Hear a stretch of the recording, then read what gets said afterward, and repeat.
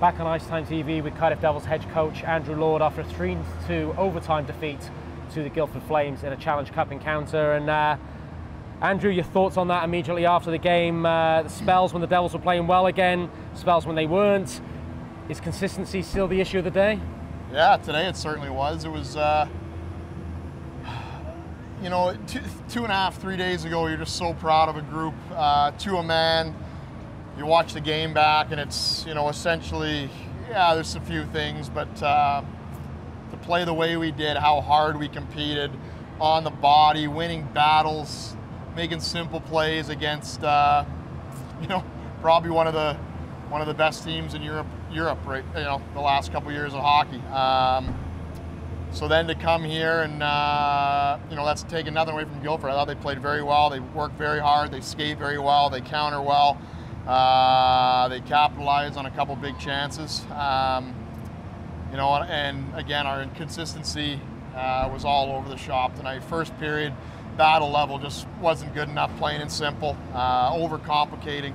Second, I actually thought we played some real quality minutes. I thought we had a lot of ozone control. I think, you know, more of the theme there was just not capitalizing on enough chances, and I think that's a little bit of an issue right now, just with, it's not an excuse, but going from just such a fast-paced game where we're playing so much defense to now with the puck more, and myself included, we're just not putting it home right now. And for a very skilled team, that's unfortunate. So that puts us in a difficult spot. And then when you do that, you go into a third period and it's, you know, anyone's ball game, and we don't get a puck out.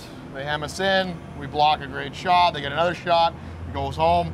Now we're fighting, like the claw back, like the goal to tie it up. Still thought we were gonna get it done again. Not bearing our chances, and then anything, you know, you throw the ball up in the air when you go to overtime, and yeah. This might seem like the most obvious question of all time. What is your level of frustration right now? Because quite clearly, this is a talented hockey team. You don't beat Davos, you don't win those 2 games in Champions League hockey without being a quality hockey team, and we've seen it in domestic competition as well. But we've spoken about consistency as a coach. I suppose there's only so many times you can watch the video and try and impart that message. Yeah, it's very frustrating. I'm sure the players are very frustrated as well, and you know, it's a tough one when, you know, I've always been a big guy to put a lot of belief in my group and stick behind them, and I feel I've done that so far, and I'll continue to do that. But at the end of the day, the consistency has to improve. You know, every team I've ever seen win championships at any level, they're always the most consistent team, and you could argue that was the case last year. Maybe not early in the year, but definitely the last half or 3/4 of the year, and it's there. We're not sitting here saying, oh, it's not, because it is. It really is. But to a man, we have to be better, have to be more consistent. I think awareness is also a huge thing. Knowing when you have time, when you don't have time, and having, I guess, the jam or whatever you want to call it to make the plays when they needed to be made. Yeah.